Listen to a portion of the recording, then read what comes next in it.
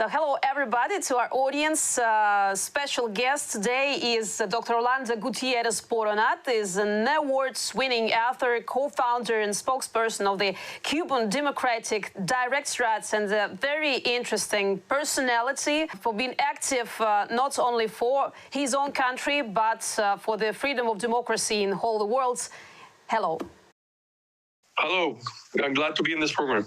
Thank you. And first question will be maybe ordinary for you, because from all the interviews I found on the internet, most of my colleagues just ask firstly, what is Cuban Democratic Directorate? And I'm going to widen this question because it's interesting how it's easy to be the part of democratic directorates for the country that doesn't have democratic freedoms. Well, the Cuban Democratic Directorate, Directorio, was founded in 1990. There is a tradition in Cuban history of youth movements which are called Directorio, which have been organized throughout the 20th century to fight against different dictatorships. The Directorio was originally founded in 1990 as a result of an international youth congress of Cuban exile from the diaspora. And we took the name Directorio to continue that tradition of struggle for political freedom and liberty against dictatorships.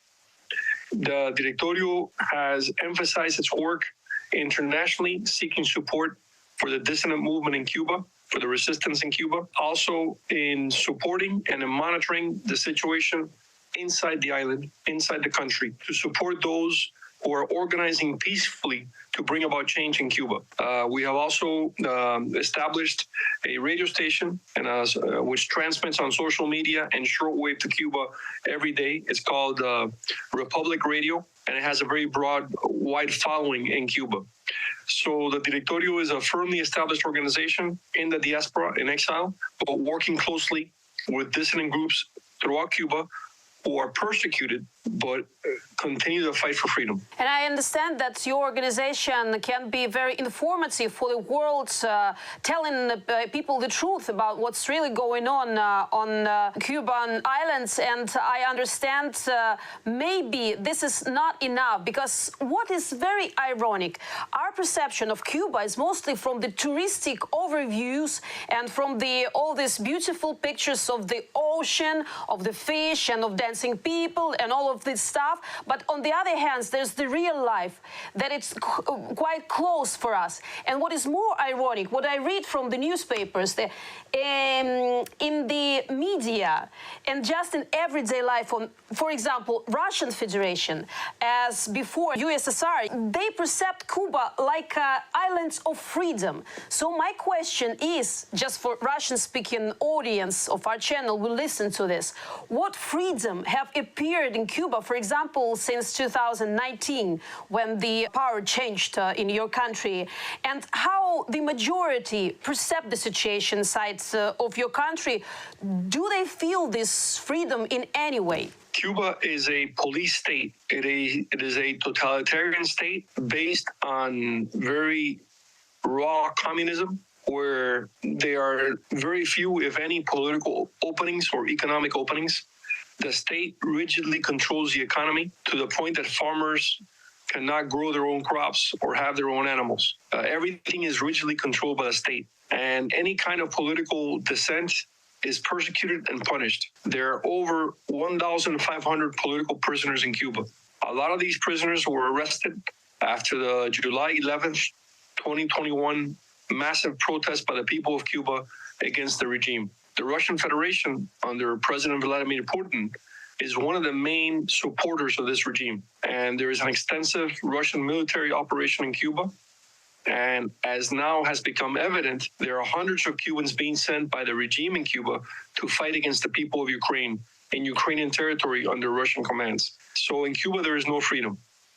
Cuba is a country that has been, in 1959, when communism took over Cuba, Cuba was one of the most prosperous Latin American countries.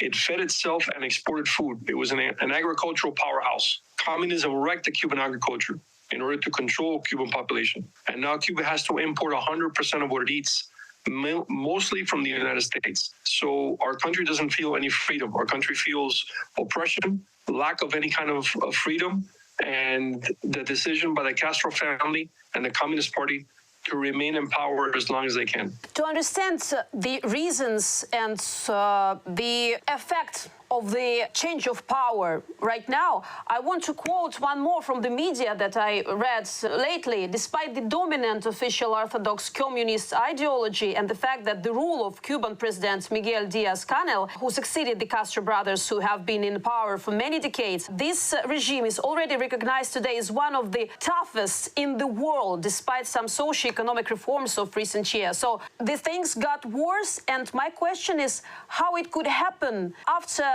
the ease of sanctions by the United States of America and much of support from the side of United States of America. So we thought that after the visits of Obama at that times and the open of the island to the world, the situation have to be changed completely.